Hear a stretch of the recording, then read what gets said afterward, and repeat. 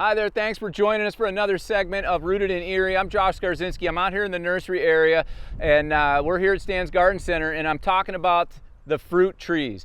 Fruit trees have been wildly popular. I remember not so long ago, maybe 15 years ago, fruit trees were not the thing. In the nursery here, we had very little selection. It wasn't near as popular, and it is definitely, I don't know if the word's a renaissance or it's coming back. It is definitely popular now. We can't keep enough fruit trees in stock. So I want to give a little bit of tips on the fruit trees themselves. There is a host, a lot of different varieties to choose from. And I'm here hanging out in the spring bloom of the apples. So the apples are crazy popular. Everybody likes apples. Apple pie, the fall, extremely popular. I have a little 5-year-old. Her and I planted about 6 apples last season. And I'm going to give you a cautionary tale if you live in the country as to what not to do with your apple trees. So I planted apple trees with my little daughter, and she recommended it. She's like, "Dad, I want to plant apples," and we planted them, and we had to go away for the weekend. So I thought, I planted all these trees, I watered them in, I mulched, I did everything right, and I'm going to go away for Saturday and Sunday.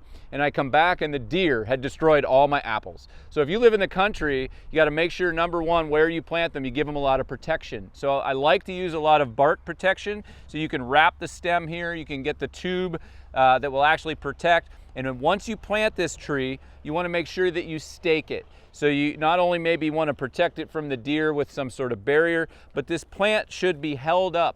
It is a large, tall stem that is grown in a pot. The vast majority of all your fruit trees you're going to find are either bare root or in a pot like this, so that they hold a long time and can be taken home to your garden.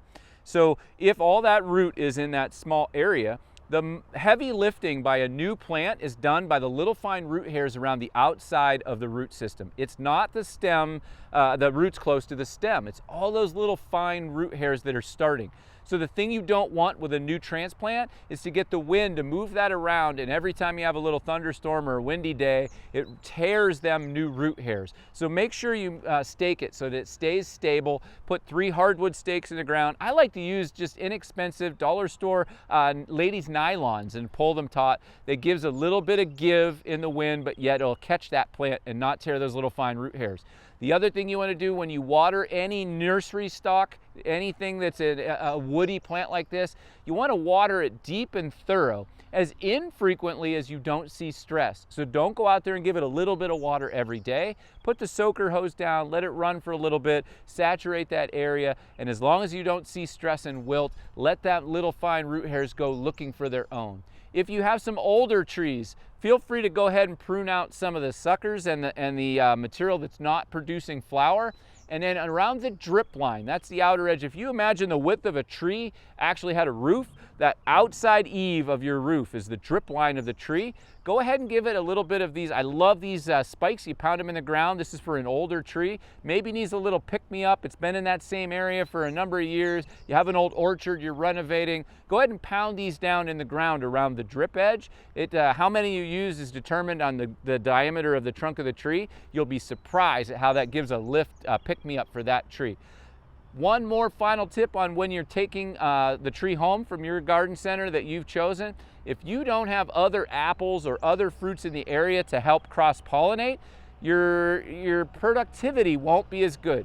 Make sure you get another variety of apple or have other apples in the area, then your productivity of all the trees is definitely going to increase. Same with lots of vegetables, especially the blueberries, semi-self-fertile. You plant a couple different varieties, your bushel baskets go way up. For any questions about edibles in your garden, feel free to contact any of us here at Stan's.